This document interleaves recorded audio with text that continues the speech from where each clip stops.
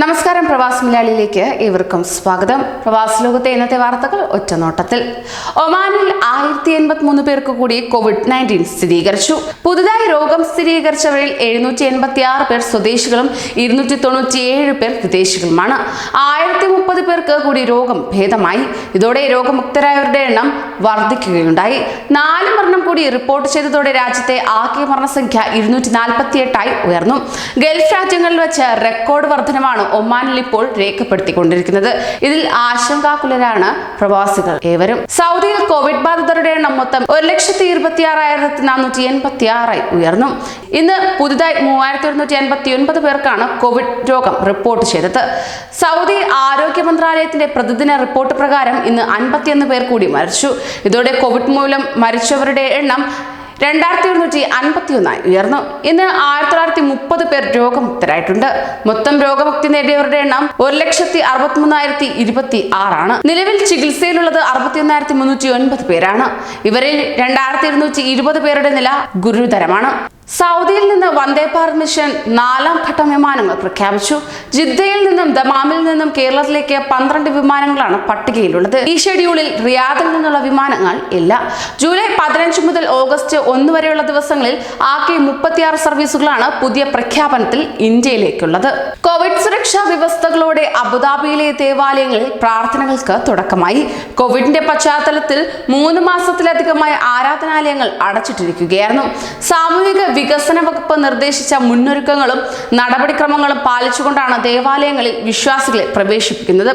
Abu Dhabi saint George orthodox ദേവാലയത്തിൽ വെള്ളിയാഴ്ച വിശുദ്ധ കുർബാനയോടെ വിശ്വാസികളെ സ്വീകരിച്ചു തുടങ്ങി. ഓൺലൈനായി രജിസ്റ്റർ ചെയ്ത ഇടവകാംഗങ്ങൾക്കാണ് ആരാധനയിൽ പങ്കെടുക്കാൻ അവസരം ലഭിച്ചത്. എക്സ്പോ സെന്ററിലെ ഫീൽഡ് ആശുപത്രിയിൽ നിന്ന് ഇന്ത്യക്കാരനായ അവസാന രോഗിയും ഒഴിഞ്ഞതോടെ സാംസ്കാരിക പൊതുപരിപാടികളുടെ തെളിച്ചത്തിലേക്ക് വെളിച്ചം വീശാനൊരുങ്ങുകയാണ് ഷാർജ. 6000-ലധികം കോവിഡ് വൈറസ് ബാധിതരെയാണ് എക്സ്പോ സെന്റർ ജീവിതത്തിലേക്ക് തിരികെ എത്തിച്ചത്. രോഗമുക്തനായി പുറത്തിറങ്ങിയ അവസാന രോഗിയെ സമ്മാനങ്ങൾ നൽകിയും കരഘോഷങ്ങളോടെയുമാണ് ആരോഗ്യ പ്രവർത്തകർ യാത്രയാക്കിയത്. സൗദിയിലെ ഇന്ധനവില വർദ്ധിപ്പിച്ചതായി അരാംകോ അറിയിച്ചു. 91 വിഭാഗത്തിൽപ്പെട്ട പെട്രോൾ ലിറ്ററിന് 0.31 ഹലാല വർധനവോടെ 1.29 റിയാലും 95 ഇനത്തിലുള്ള പെട്രോളിന് ലിറ്ററിന് 0.26 ഹലാല വർധനവോടെ 1.44 റിയാലും ആണ് പുതിയ നിരക്ക്. ഇന്ന് ശനിയാഴ്ച മുതൽ പുതിയ വില പ്രാബല്യത്തിൽ വരും. ഓരോ മാസവും മുൻനിർത്തിയാണ് സൗദി അരാംകോ ഇന്ധനവില പുനർനിർണ്ണയിക്കുന്നത്. രാജ്യാന്തര വിപണിയിലെ ഇന്ധന കയറ്റുമതിയുമായി ബന്ധപ്പെട്ടാണ് ഓരോ മാസവും രാജ്യത്തെ പെട്രോൾ വില നിശ്ചയിക്കുന്നത്. കോവിഡ് ഭീതി ഒഴിഞ്ഞ് കാര്യങ്ങൾ സാധാരണ നിലയെ കൈവരിക്കുന്ന സാഹചര്യത്തിൽ UAE വിസ നിയമങ്ങളിൽ ഭേദഗതി വരുത്തി. ജൂലൈ 12 മുതൽ വിസയുമായി ബന്ധപ്പെട്ട ഫീസുകളും പിഴകളും ഈടാക്കാൻ മന്ത്രിസഭ അനുമതി നൽകി. പ്രവാസികളുടെ താമസ വിസ, എൻട്രി പെർമിറ്റ്, തിരിച്ചറിയൽ കാർഡ് എന്നിവയുമായി ബന്ധപ്പെട്ട് പ്രഖ്യാപിച്ച മുഴുവൻ തീരുമാനങ്ങളും നാളെ മുതൽ നിർത്തുകയാണെന്ന് federal authority for identity and citizenship tweet ചെയ്തു. എന്നാൽ ഡിസംബർ വരെ കാലാവധി നീട്ടി നൽകിയ വിസിറ്റ് വിസക്കാർക്കും മറ്റും ബാധകമാകുമോ എന്ന കാര്യത്തിൽ അവ്യക്തത നിലനിൽക്കുകയാണ്. കുവൈറ്റിൽ സിവിൽ ID കാർഡുകൾ ബന്ധപ്പെട്ടവരുടെ താമസ സ്ഥലത്ത് എത്തിക്കുന്ന സംവിധാനം ഒരുക്കാൻ നീക്കം. ഇതിനായി പ്രത്യേക കമ്പനിയെ ചുമതലപ്പെടുത്താനാണ് ആലോചിക്കുന്നത്. ഒരു കാർഡിന് 2 ദിനാർ ഡെലിവറി ചാർജ് വ്യക്തികൾ നൽകണം.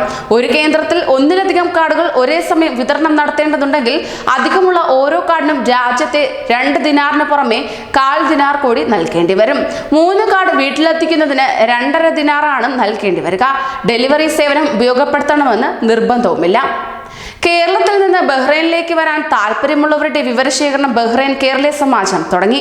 COVID-19 രോഗബാധയുടെ പശ്ചാത്തലത്തിൽ ഏർപ്പെടുത്തിയ ലോക്ക്ഡൌണിനെ തുടർന്ന് ബഹ്റൈനിലേക്ക് തിരിച്ചുവരാൻ കഴിയാതെ നിരവധി പേർ നാട്ടിൽ കഴിയുന്നുണ്ട്. വിസ കാലാവധി കഴിഞ്ഞവരും അടിയന്തരമായി പ്രവേശിക്കേണ്ടവരുമെല്ലാം ഇക്കൂട്ടത്തിലുണ്ട്.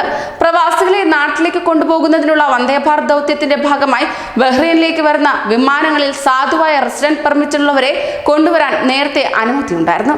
എന്നാൽ കഴിഞ്ഞ മാസം ഒടുവിൽ ഇത് നിർത്തലാക്കിയതിനെ തുടർന്ന് നിരവധി പേരാണ് പ്രതിസന്ധിയിലായത്. ഇക്കാര്യം വെള്ളിയാഴ്ച COVID-19 ബാധിച്ച് ഗൾഫിൽ ഒരു മലയാളി കൂടി മരിച്ചു.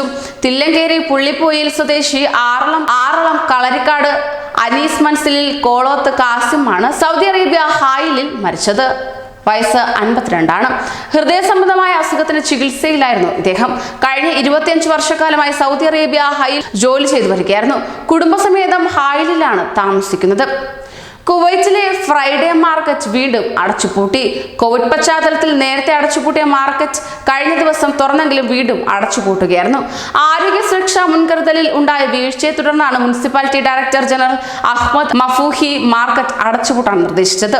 പ്രതിരോധ നടപടികൾ നടപ്പിലാക്കുന്നതിലുണ്ടായ വീഴ്ചയും മാർക്കറ്റിന്റെ കവാടങ്ങൾ മുന്നിലെ തിരക്ക് മുതലായ കാരണങ്ങളെ തുടർന്നാണ് വെള്ളിയാഴ്ച വിപണി നിർത്തിവെക്കാനും മാർക്കറ്റ് അടച്ചുപൂട്ടാനും ബന്ധപ്പെട്ട വകുപ്പിന് മുനിസിപ്പാലിറ്റി ഡയറക്ടർ ജനറൽ നിർദ്ദേശം നൽകിയത്. കൂടുതൽ പ്രവാസി വാർത്തകൾക്കായി ഈ ചാനൽ സബ്സ്ക്രൈബ് ചെയ്യൂ.